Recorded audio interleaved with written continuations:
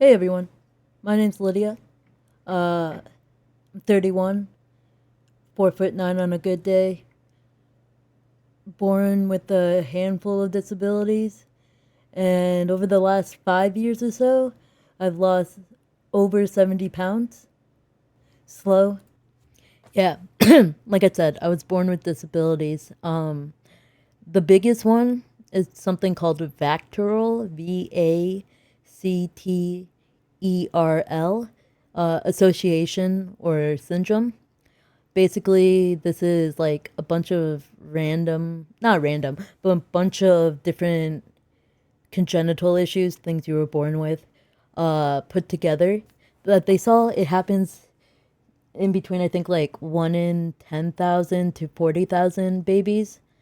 The V is vertebrae spine, C, cardiac, so your heart. TE is tracheal esophageal anomalies. Think the trachea, and then your stomach.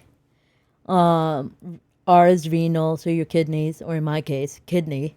And L is limbs. So yeah, that's a lot of information. But that was the big one I was born with. That's the one that caused the most surgeries.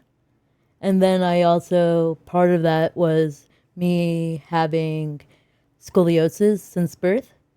And as of now, I am moderate to severe scoliosis.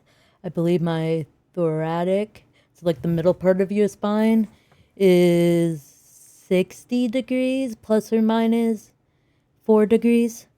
So it's not an exact science on measuring the curve, but yeah. And then I have another curve, but it's too sharp to measure. And along with that, like my neck is all messed up.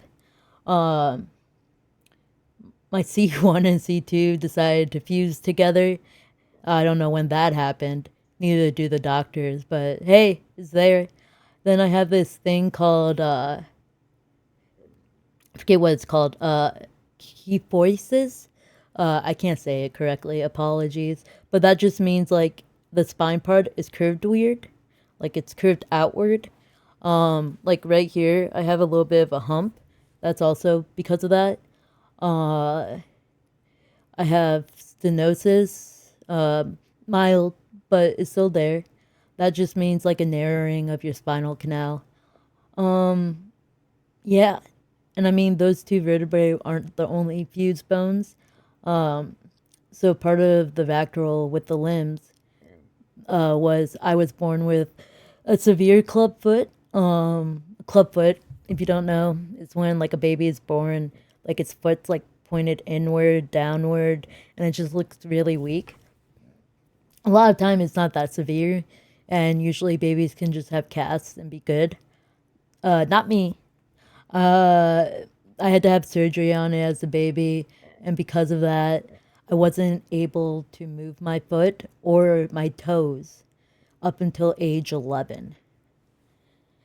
And then like the final like big sprinkle on top was when I was 9, we found out, me and my parents found out that I had a mild case of cerebral palsy, which really does explain like why my whole left side is slightly weaker than the other side. And that explains that explained a lot, especially like my speech impediment, my my like fine motor skills, stuff like that. So we weren't when we found out, we were surprised, but it made sense. In case anyone was wondering, between the ages of 6 through 19, I've had four, 4.5 surgeries. I call the fixator getting removed, the leg extension surgery, the second part of it, as a half surgery, because all they did was remove the pins and needles. Um, yeah. So believe it or not, I got over on this side of YouTube on the reactions of health at every size, what I eat in the days, and everything from Girl World. First it started with believe Michelle McDaniel. Not to be all hipster or anything, but I was subscribed before she even had 100K. But yeah, so that got me into Michelle McDaniel, this side of TikTok, this side of YouTube. Then that got me into Shakira's transformations, who got me into Honey Bison, the cynical dude, uh, Angelica Unfiltered. And yeah, I really do enjoy watching videos about fat acceptance, health at every size, what I eat in a day, and other like health and wellness videos daily. However, I keep noticing that there's like a perspective missing whenever a health at every size person slash fat acceptance person pulls out the old disability card. As someone who was born with disabilities, who knows a lot of people who were both born with or developed disabilities over their lifetime, it pisses me off. It's the nicest way I can say. When they pull out that disability card on their weight. Yeah, I feel like I can bring that perspective.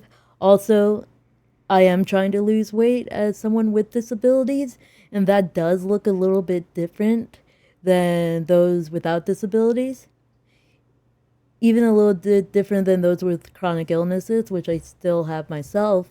But yeah, so what you can expect, videos where I document how my lifestyle is currently changing. For the past 9 months or so, I've been continuously working out at the gym, strength training 3 times a week, building muscle, building strength, body recomp, that sort of thing.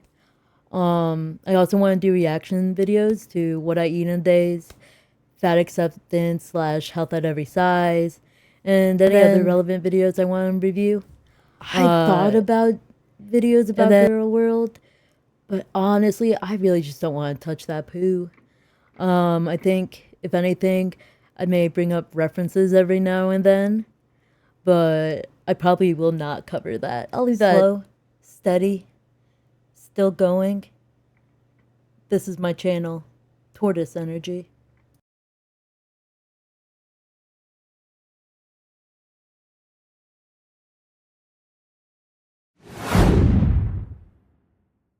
I don't know. Okay, so this is me ranting here. And I really wanted to make this channel is because of these fat activists. Like pulling out the fucking disability card, right? And even at my fattest, I never thought that my fatness was a disability. No. Now, did I think my disability caused me to be fat? Yeah, I did have that mindset. I truly did. I think it was more cope than anything stuff. So, yeah. They just piss me off. I have disabilities.